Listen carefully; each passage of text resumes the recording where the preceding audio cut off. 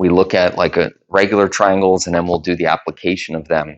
And I'll let you know that this paper is also meant to kind of get us warmed up to an application that we're going to do outside. And we'll be able to do it tomorrow. The rain's supposed to stop, and it turns out that we only have to stand on the track anyway. So we shouldn't get all wet. But according to the weather forecast, by this time tomorrow, the sun might even be out.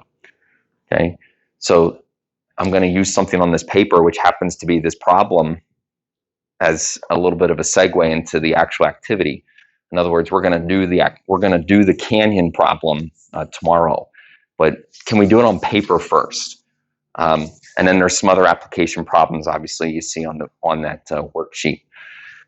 Nice job. You know, sometimes you just have to draw it. You have to try it. Some people draw it this way. Some people draw it more vertically. That probably says something about you. I don't know what it says, but if you like drew it the other way, I don't know. There's something unique about you. But you've got this canyon, and basically there's points A and B, and then a point C on the other side. So even the numbers, if you put the numbers into the sketch, it's not hard to do. You can do it. You're just it's this first example. Sorry, it's this first example. So how'd you do? Did you feel like you could fill in 56 as the distance between A and B, and then 72 and 53?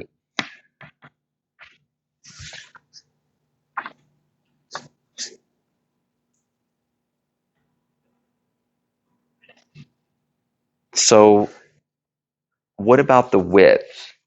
You know, you kind of get where I'm going here without me saying it. What is the width? How does the width fit into this sketch?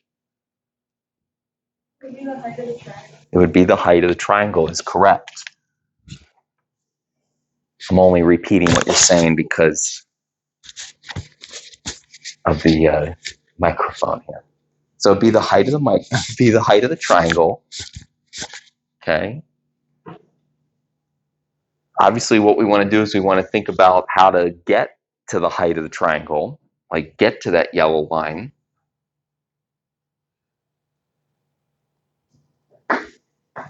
Okay, now what you have to be aware of in a problem like this is that there's a couple steps involved. We can't just find this height in one step, and we don't want to do silly things like trying to divide 56 in half and somehow say that, you know, we have like 28. You know, if you try to split the bottom in half, that's not necessarily true. I'm going to actually erase this height for a second because I want you to see the triangle as its whole triangle.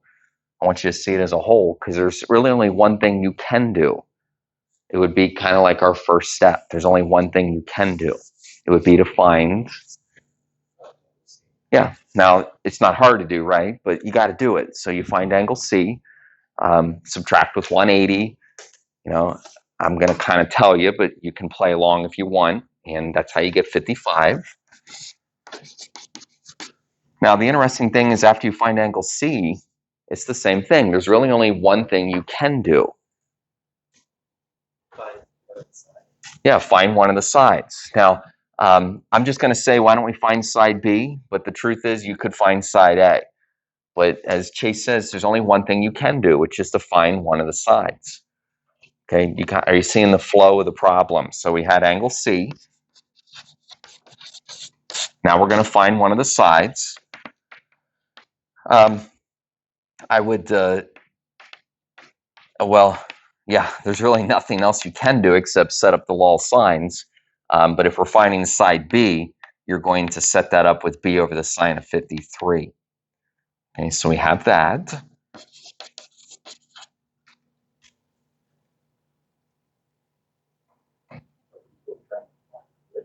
So that's the interesting thing. We're still trying to find the width, but I erased it so that we didn't do something silly. And silly things would be like trying to split numbers in half, like try to split 56 in half. By the way, when we find side B here using a little cross multiplying, we end up with 54.60. But I want to go back to your question, Mason, because there's another silly thing that sometimes students do. That is, they try to split the angle in half. Maybe we try to split the angle in half. So none of that stuff happens. The good news is we now have side B,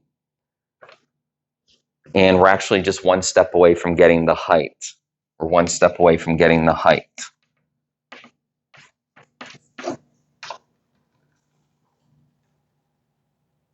Now, I know some of you have already done the problem, and nice job. You're just kind of listening and realizing that you did it correctly. But if you haven't gotten to this, finish the problem, are you ready to think about the height with me? The height. The height is conveniently part of a right triangle. I'm trying to shade the triangle in yellow. Sometimes students will recopy that right triangle if it helps you to just kind of see what's true about the triangle. Now, I'm trying to show you what's true, and that is we have an angle and we have a hypotenuse. Okay? The truth is, all the other information on this sketch is not needed anymore. Okay? Because you're not going to split 55 in half. That doesn't happen anyway. You're not going to split 56 in half. Do you see what you're going to do? B sine A. B sine A is correct. B sine A is the height. Now, the one thing about B sine A is that it's the height because A, B, and C are sort of in the right arrangement. You say, what do you mean the right arrangement? Well, quite frankly, A's here, B's here, and C's here. If that is all true, then B sine A is going to work every time. Okay? Now, if you're following my drift here, what I'm suggesting is that it could be that the letters might be in a different arrangement, and you might have to think a little bit. You might have to think a little bit about SOHCAHTOA or the law of sines. And if you want to think a little bit about SOHCAHTOA, we could say that this is opposite over hypotenuse, and opposite over hypotenuse ends up being the same thing anyway, because that's where B sine A came from. But I'm just saying, be careful that B sine A is going to work because the letters are in the right arrangement. Okay, so we end up with a width of the canyon to be 51.9, almost 52. It's a good little problem. It's actually a neat problem that we can do outside.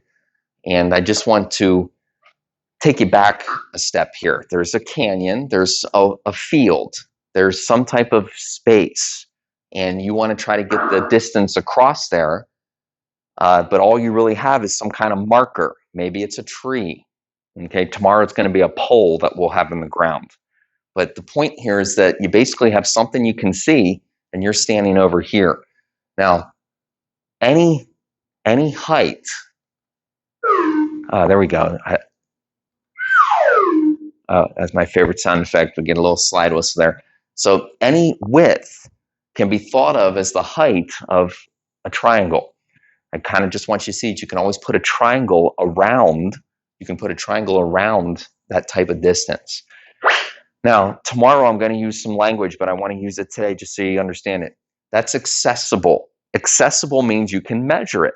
So if you're standing over there, obviously you can measure from A to B, which you will do, okay, with a tape measure.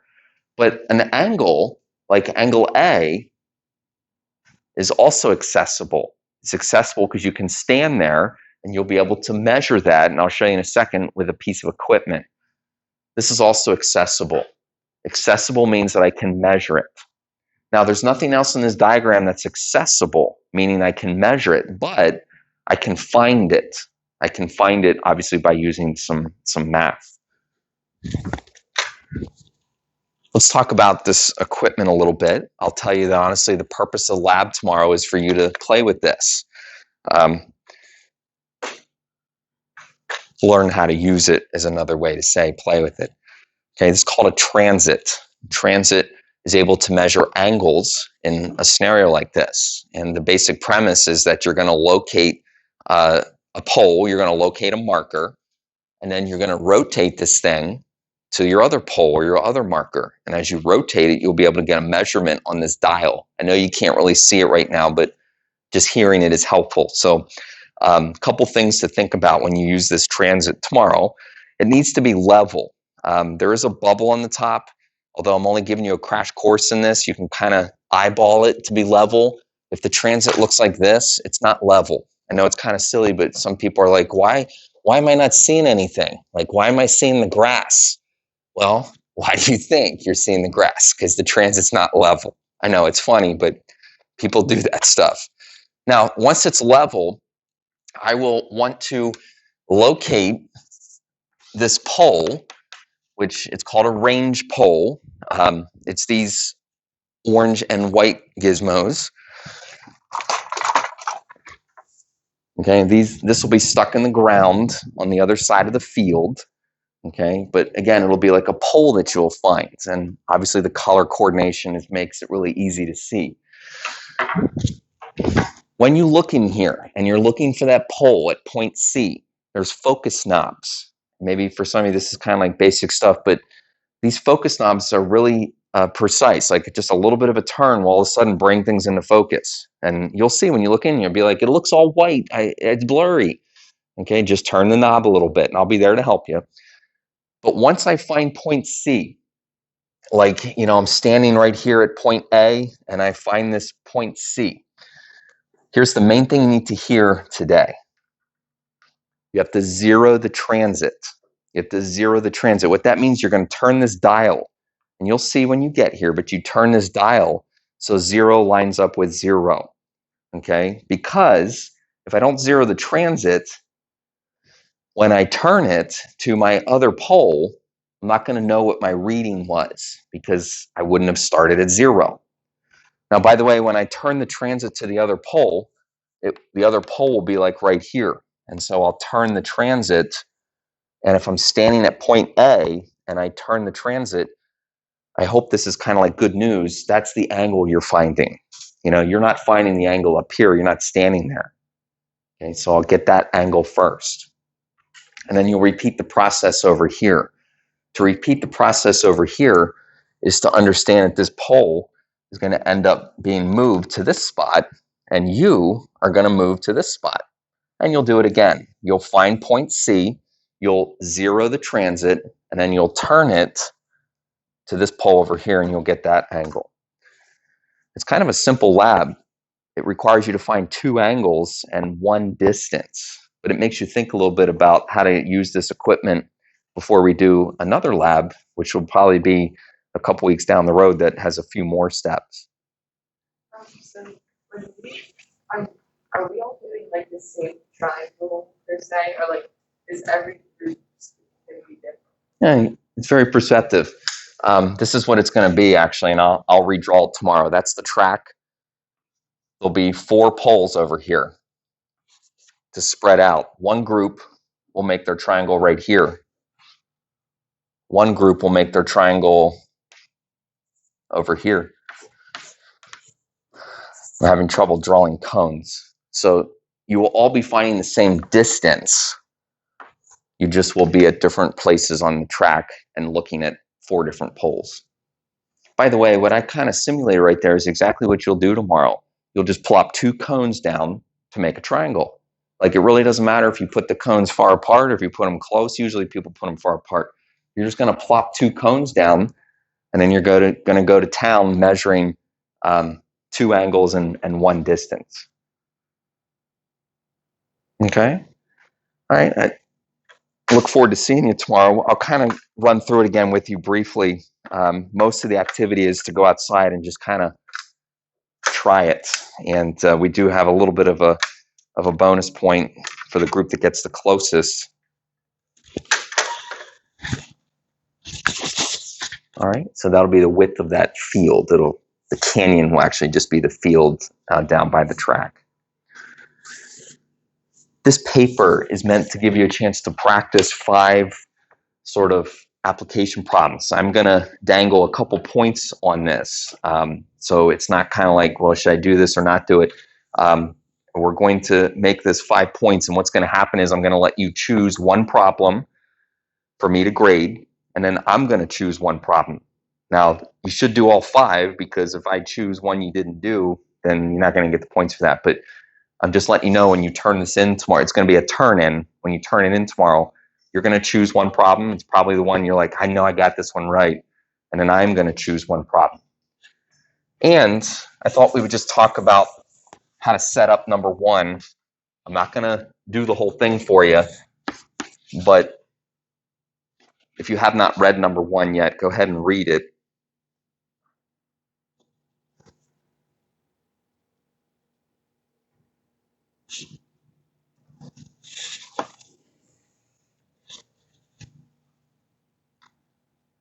Some people like this and some people really like this, but I understand we're kind of all different, where it's like, how do you draw this? Sometimes you just have to say, okay, there's a pole, like a telephone pole probably. It's leaning. So draw a pole that's leaning. Now, did it have to be on the left side of the drawing? It didn't have to be. If you were more on the right side, that's fine. Now, I could stop right here and I could say, I know where 82 degrees goes, because it says it's made with the pole and the ground. So this is not like the problem from yesterday where I had to draw in a vertical line. It doesn't say anything about a vertical line. It just says that there's an 82-degree angle that's made with the ground. So you can be sure that that's where 82 would go.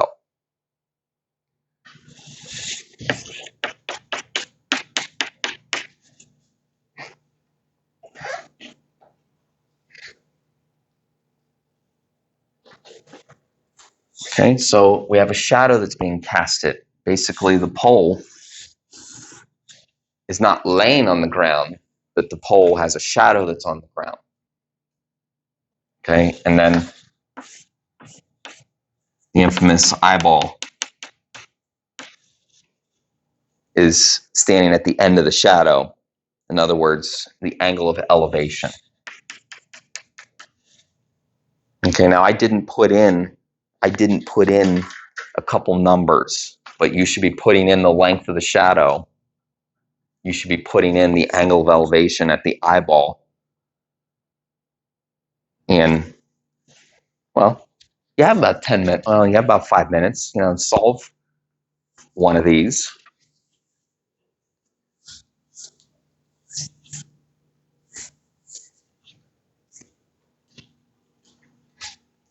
Okay, so you're trying to get all 5 of these right. I mean, you're always trying to get things right. But it'll be a little turn in tomorrow before we do the little lab.